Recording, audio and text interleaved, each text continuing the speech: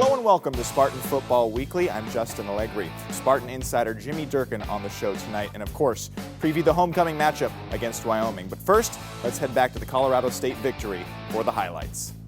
San Jose State traveling to Fort Collins, taking on the Rams in a Mountain West Conference matchup. And there is Cam the Ram, who made it out to watch the homecoming game. All right, to the game action. Spartans drive on their first possession using an end around to Hansel Wilson for a 20-yard game. That set up a Spartans field goal by Austin Lopez from 26 yards out and made it a 3-0 game. Garrett Grayson fires right back and hits his tight end Crockett Gilmore over the middle for a 15-yard touchdown that made it 7-3. Then the duel was on as Fales rolls left and hits Jarrod Lawson in stride downfield for an 83-yard score, and the start of another big game for both of those players, Lawson and Fales. Kevon Cartwright gets going here on a 50-yard touchdown, giving the Rams the lead back in the second quarter, 17-10. Another big play for the touchdown, this time to Chandler Jones in stride for 77 yards, and back to a tie game it was for San Jose State and the Rams. It was really a back-and-forth matchup. But again, Cartwright strikes once more down the sideline for his second touchdown of the half, giving the Rams a 24-17 lead at halftime. Spartans scored the only points of the third quarter on this touchdown from Jarrod Lawson, his second of the game. That capped off a 7-minute and 16-second drive to score in the third quarter. And here is the biggest play of the game, a screen pass out to Tyler Winston, and he did the rest for a 62-yard touchdown that gave the Spartans the lead, 34-27. David Fales was accurate in this game. He was 28 of 35 for 3 touchdowns, but he also was more mobile than we've seen in previous games, and last year, even so, he had the rushing option plays working a few times for 33 yards on the ground for David Fales. And it was a back-and-forth game that saw scores tied 4 times, and San Jose State had 3 touchdowns over 62 yards in the game. Overall, a good game for San Jose State. They improved to 3-3 on the season with the 34-27 victory over the Colorado State Rams heading into that bye week. Here's San Jose State head coach Ron Carragher after the game. Well, I'll tell you, I'm excited. The resiliency, the team played a valiant effort. Win, lose, or draw that game, we came back, we fought hard, and I love that. And guys just made plays. We gave our quarterback time. Our offensive line did a good job protecting him, but also on the perimeter, getting downfield, making downfield blocks. Guys stepped up to the plate. Jarrod Lawson had a huge night for us. He's just a spark plug. He runs the ball well, he catches the ball well. Timmy Crawley, Tyler Winston for a second week in a row produced. Defensively, we seemed to create turnovers when we needed them most.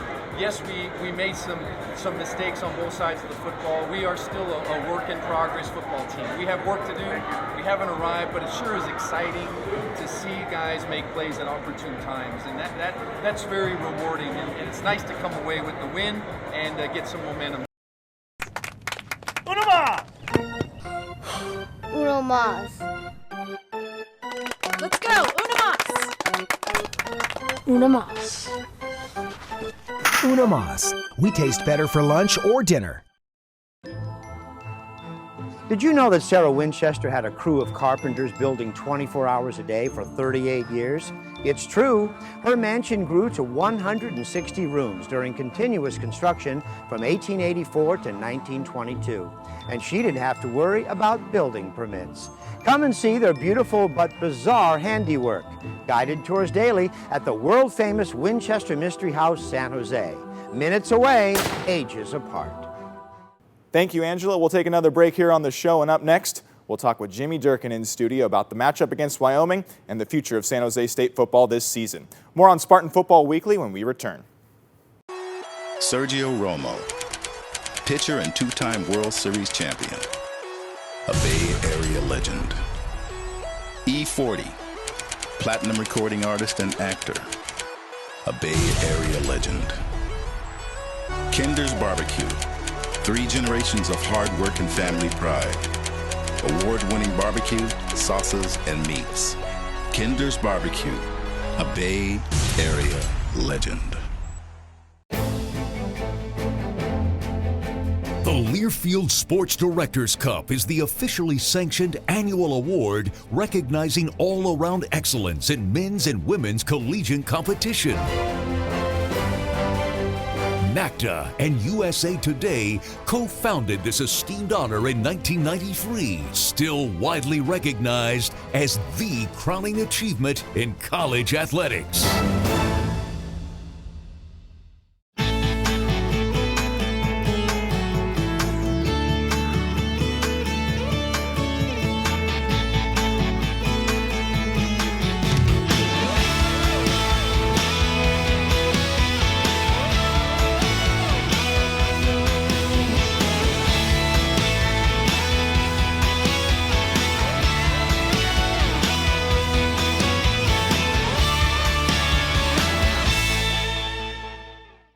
Welcome back to Spartan Football Weekly, now joined by San Jose State insider Jimmy Durkin of the Bay Area News Group. Jimmy, thanks for coming on. Yeah, thanks, Justin.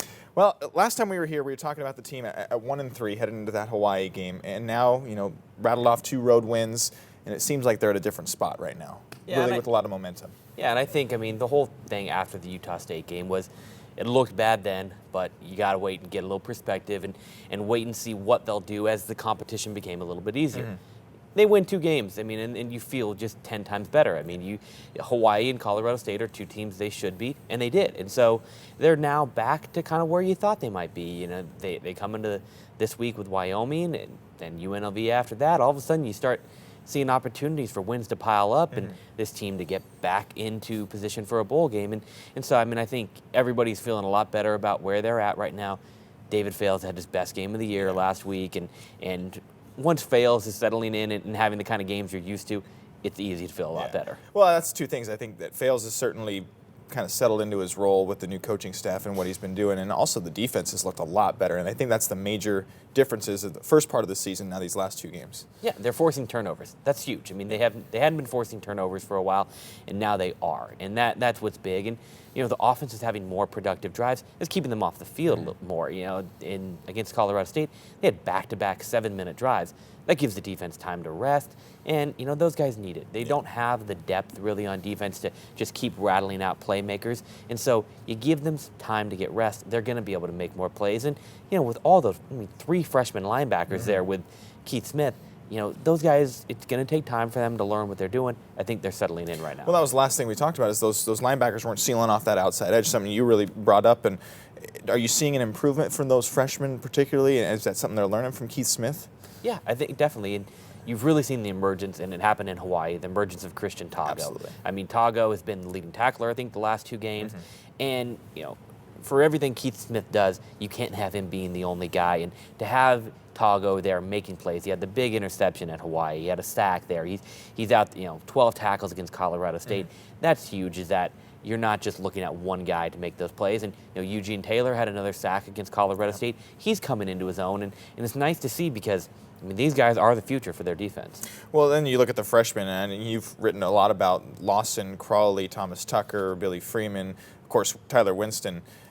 What kind of shot in the arm has these guys given them? And it really has gotten their running game right where it needs to be. A huge shot, because you're finally having a running game.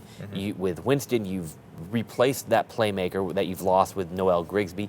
And, for the future, you're not just looking at a group of offensive players that are going to be good this year and then might be gone. I think coming into this year, we said, wow, they've got a lot of receiver talent, but I don't know what's going to happen next year. Now we've got tons of offensive playmakers that are freshmen, and you're at a point where you can start getting excited about the future and not worried so much about what's going to happen when David Fales graduates. I think it's amazing to me, too, that Tyler Winston has slid into that. You could probably call him the #1 wide receiver on this team in a matter of, 2 games, 3 games? He's risen to the top. Yeah, he got a little time at Minnesota, got the 1 catch against Utah State, and then, he's taken over. And, it's a matter of him and Fales getting on the same page, and they've done that quickly. And, when you're a talented receiver, that's what is able to happen. And, him and Fales have worked a lot at practice. Fales has told me that he's trying to get on the same page in the back shoulder throw that he used to be on with Grigsby. And, you can see Fales trusts him completely, and that's his #1 guy that he's looking for when he needs to make a completion. We'll take a quick break with Jimmy Durkin. More on the program when we come back. Una más. Come on, baby. Una más. Una más. Una más. We taste better for lunch or dinner. It takes intense preparation, finesse, and precision to be crowned as the king in a unanimous decision. It bobs and it weaves around every corner. With its hit list of features, this car is a performer. So roll on to victory with the path of least resistance. The new 2014 Scion TC is made to go the distance. Welcome back on Spartan Football Weekly, continuing to talk with Jimmy Durkin, the Spartan beat writer, and now we can kind of start to look at the standings in the Mountain West. You're halfway done with the season. San Jose State, a couple wins in the Mountain West, currently sitting third in their division. What do you see from them the rest of the way? I know it's going to be a struggle, but you kind of see that these are winnable games in the foreseeable future and all the way leading up to that Fresno State game at the end of the year. Yeah, I mean, it sets up the way you were hoping it would. I mean, I think all along you didn't think they were going to run the table in the Mountain West going up to Fresno. I mean, I always expected they'd lose to Utah State, and you figured the rest of the way they would be in all of those games, and they should be. I mean, they've got their last game here with Wyoming from the Mountain Division, and then it's all West Division. You've got UNLV, San Diego State, which they've been a Jekyll and Hyde team. They started poorly, they've come on a little bit, and then Nevada, Navy, Fresno State. I mean, if they can get on a roll, especially when these next three, tough one at Nevada, but Nevada's been an up and down team as well. I mean, they're in position where they could make that Fresno State game matter for the West Division title, and I mean, that'd be a lot of fun. It'd be a lot of fun for sure. Now, you say up and down. I think a lot of the teams in the Mountain West have been up and down, and Wyoming's certainly been one of them. Lost to Colorado State, and they got trounced by them last week, and it's kind of an interesting loss to take because coming into that game, you thought maybe their offense was going to lead them to a pretty good record, but now kind of questioning them. Yeah, I mean, I think with Wyoming, you saw what they did in their opener, where they lost by 3 to Nebraska, and they won their next 3, and were kind of one of the darlings of the Mountain West. A lot of the teams were struggling, and here was Wyoming that was playing so well. Kind of takes some perspective when you look back, and those 3 teams that they won. I mean, you're talking about teams that are combined 3-19, and so it wasn't the toughest competition. Yeah. The Texas State loss, they lost 42-21 to Texas State. That was a little bit of an eye-opener, but came back with a win the next week. And yeah, the Colorado State game just really surprised me. I mean, I figured they would win that game and come into here with 5 wins and looking to get bowl eligible. And now all of a sudden they're in a position where they can't take any game for granted because their defense just is not stopping people. They gave up 55 points to a Colorado State team that San Jose State gave up 27 to. Well, in the other side of it, the defense has been suspect, but they do average over 500 yards a game, and really Brett Smith is their guy, and he's such a mobile, dual threat type of quarterback. In your estimation, maybe a little. Joking aside, behind David Fales, is he the next best guy in the Mountain West in terms of quarterbacks? Well, Derek Carr obviously is in the mix there. But Brett Smith he's very good. I mean, he's a guy he can run and pass with the best of them, especially with Chucky Keaton now out for the year. He's probably the best dual threat quarterback still out there. And that was the thing that was remarkable about the Colorado State game. They held him to, I think, 10 yards on 9 carries. Yeah. And Colorado State had trouble controlling Fales. I mean, Fales ran wild on them. And we were seeing a different Fales that game. Yeah, and so you figured that Smith would really be able to run wild on them. And probably what helped Colorado State was after getting torched by Fales' running the week before, they really probably honed in on that and were able to shut down Smith. And so San Jose State's had a lot of trouble trying to stop those athletic, mobile running quarterbacks. They really struggled with Keaton. They struggled against Minnesota. And so it's going to be a key. They're going to have to try to slow him down. And, he didn't have the greatest game against Colorado State, and he'll probably be looking to make up for that. Especially for him, this is a little bit of a homecoming. He committed to San Jose State when he was entering his senior year in high school. He's never attended a game here. He came for an official visit, toured the facilities, toured the stadium, but never attended a game. And this is his first time coming to Spartan Stadium, a school that at one time he thought he was coming to. Well, and then the other side of it is David Fales, what he spent maybe 3 weeks in Wyoming, so there's that connection as well. So both quarterbacks could have been the other side. Yeah, I mean, you could easily be talking about David Fales in Wyoming coming in to take on Brett Smith and San Jose State.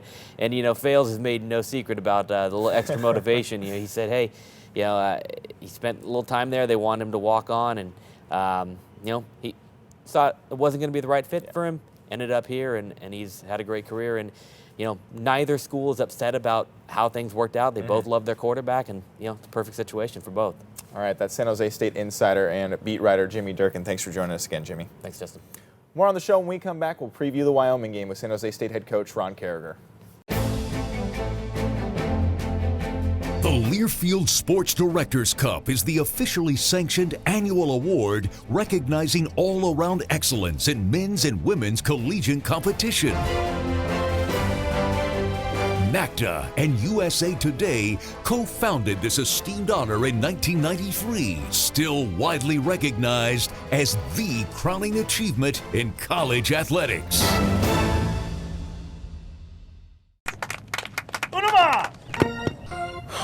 Uno más.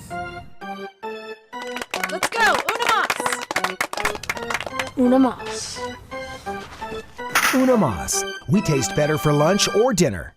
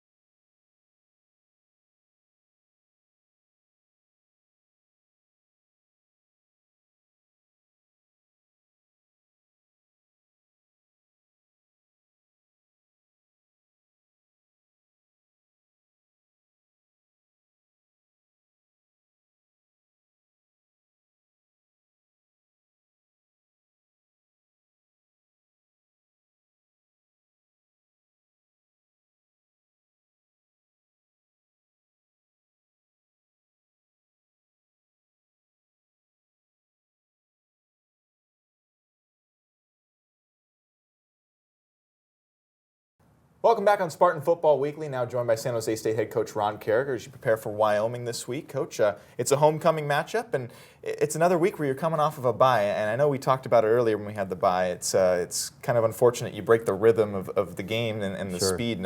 But what did you focus on during this bye week? Well, it's an opportunity to get better. We still are a work in progress program. We have a ways to go to continue to grow and develop. And you look at the young players in our program. They've got a ways to grow to continue to play at the level we want. But guys are coming along, and that's what we looked at. We wanted to get in 4 good practices, full gear last week, and we did it. And we finished with a nice scrimmage with our first-year players, and that was a lot of fun to see those guys get out and tackle live. Everything was full go. So it was a good week, and then now this week we hone in on Wyoming Cowboys. Lots of really good things coming off that Colorado State victory.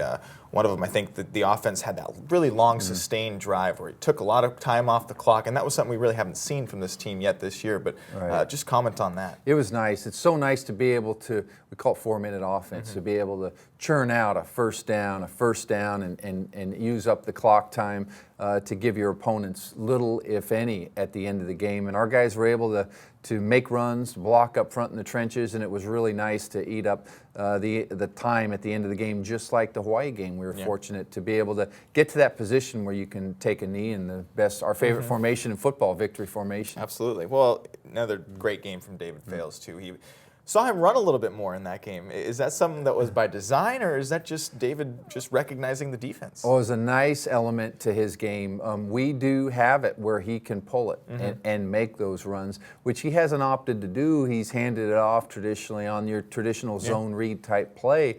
But it was nice to see him pull it and scoot for 12 yards, first down.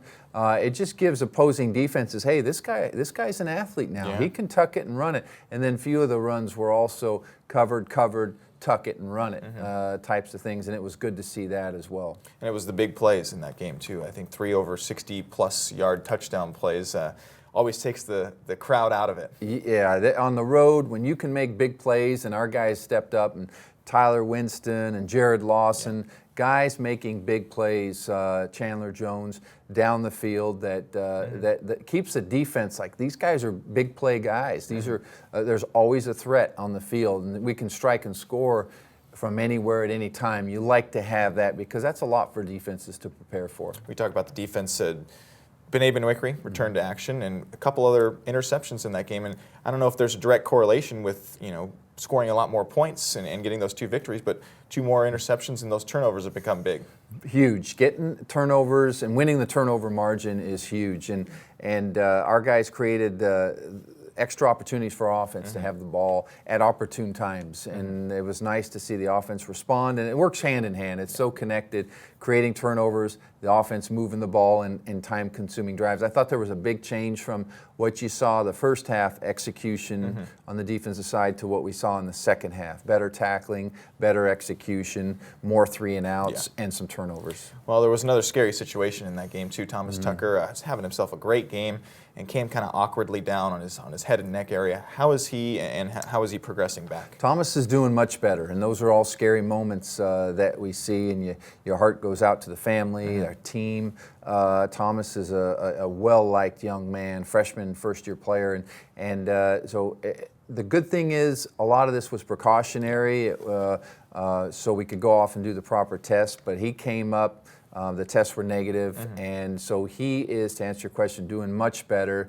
He's been without symptoms, and now the next step is how is he once we stress him, maybe a little light jogging, and once he clears a certain time frame, then we can go into a light non-contact practice. So everything, there's a protocol for it, but he's progressing nicely.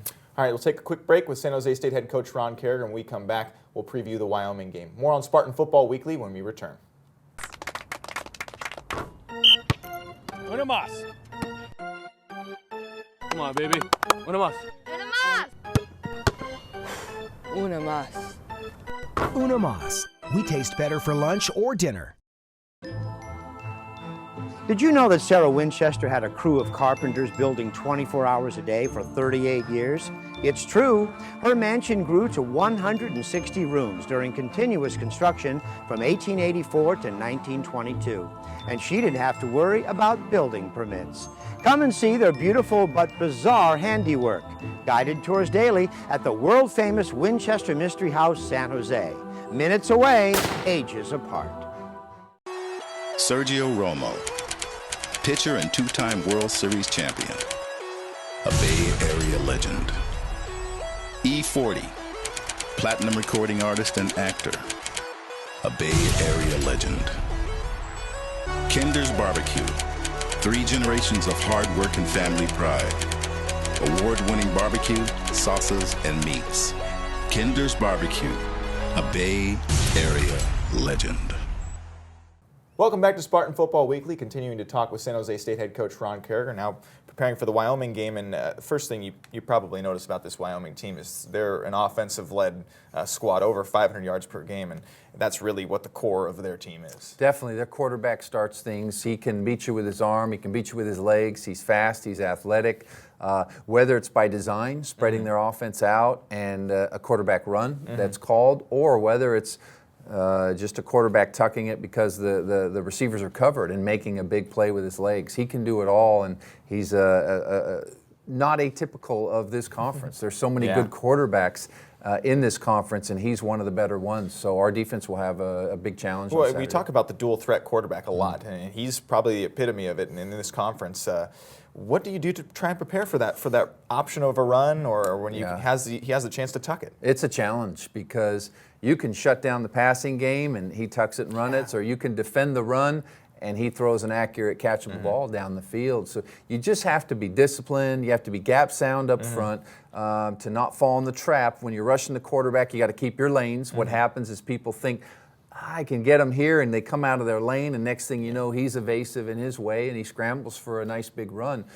So we have to be disciplined, we have to be sound, and we have to be able to wrap up in our tackling. And what are the offensive players like around him, wide receivers, running backs? Very good speed, excellent speed. We saw one of their backup running backs, number 22, have some big runs the other day, a long touchdown, I think a 70-yarder. Explosive is the word I will use, because he spreads the ball around. Those guys make plays, whether it was the Nebraska game, game 1, or whether it was through last weekend. He's got some guys around him that he does a good job spreading the ball around, and if you give him time, he'll find the open receivers. Now, they did lose to Colorado State. Does that kind of help you guys when you look at film, say, this is what Colorado State did to us, this is what they did to Wyoming, here's what we can change? Is that something you kind of take a look at? In some ways, maybe personnel, there's familiarity with Colorado State, so you can see how Wyoming tried to going, but for the most part, really not. You have to educate your players to not look at the score. Yeah. And in this game, A plus B doesn't equal C. I mean, it's every game starts out 0-0, and they're going to bounce back. We know that. They were frustrated, just reading some of the post-game comments, frustrated from their performance against CSU, and they want to bounce back, and they're hungry to get back on track. Their program was 4-2 going into last weekend. They were in a good position, and now they're in a need-to-win position. So we're going to get a team that's in the corner, but that's the Spartans are right now. We know our back's in the corner too, and we're going to ready to battle and compete. So it'll be a challenging game. One thing that's kind of a two-part question here is that San Jose State, we've talked about the struggles in the red zone to score touchdowns. You kind of see they're a little coming out of it. Every now and then you'll see a better play from the Spartans. On the other side of it, Wyoming, very good in the red zone. So what did you work on for your team, and how are you preparing to stop them in the red zone? Yeah, we did a lot of good work against our own defense. Red zone offense was an emphasis during last week. One of the things we drilled a lot, our ones versus ones, and where we start off on the 30, 25, 20, all the way down to the 5-yard line or inside the 5 a couple times. Pre-scripted, so we get those different positions, and same thing for our defense. And to hone in on them, we just have to be gap sound, because as you get down in the red zone, an athletic quarterback is tougher because it's a condensed field. And from a pass coverage standpoint, I'm not going to say easier, but it's less space to cover for a defense. But once that quarterback can run the football, that changes the game, because you can have great coverage in that condensed field, and he tucks it away and runs it and can put up points on the board. Now, what have you been seeing from Wyoming's defensive side? And they've had some games that have been suspect. They have. They just going back over the course, it came out against Nebraska, and they physical game in the trenches. They did an outstanding job, and I've seen them play moments where to the level they want to play, and sometimes where I'm sure their coaches, just like we got to step up and execute at a higher level. So they've shown they're capable of it week in and week out. They do a good job in their 3-4 front, putting pressure on the quarterback. Their coverage guys are good. They create some matchup issues. They've got some linebackers that in that front, you don't know who's rushing, who's going to drop back into coverage, and that's one of the advantages of it. But they run hard, they play hard, and they swarm to the football. All right, Coach. Well, good luck this week, and enjoy the homecoming. Thank you, Justin. Appreciate it. More on Spartan Football Weekly when we come back.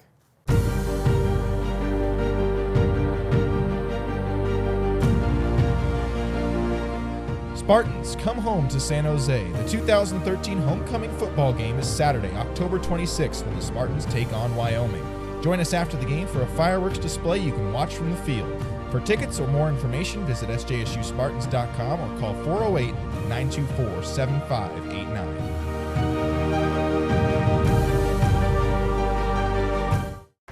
It takes intense preparation, finesse, and precision to be crowned as the king in a unanimous decision. It bobs and it weaves around every corner. With its hit list of features, this car's a performer. So roll on to victory with the path of least resistance. The new 2014 Scion TC is made to go the distance.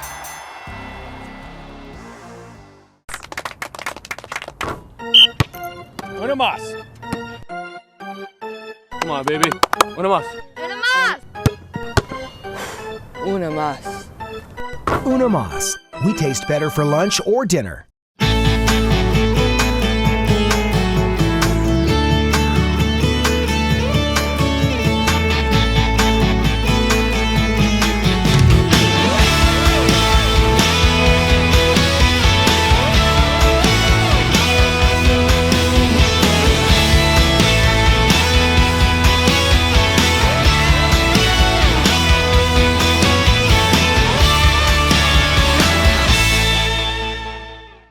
That's it for this week's show. Again, San Jose State takes on Wyoming in their homecoming matchup this Saturday, starting at 4 o'clock. Tickets are still available at sjsuspartans.com or 408-924-7589. If you can't make it to the game, 1590 AM KLIV will have the coverage starting at 3:30.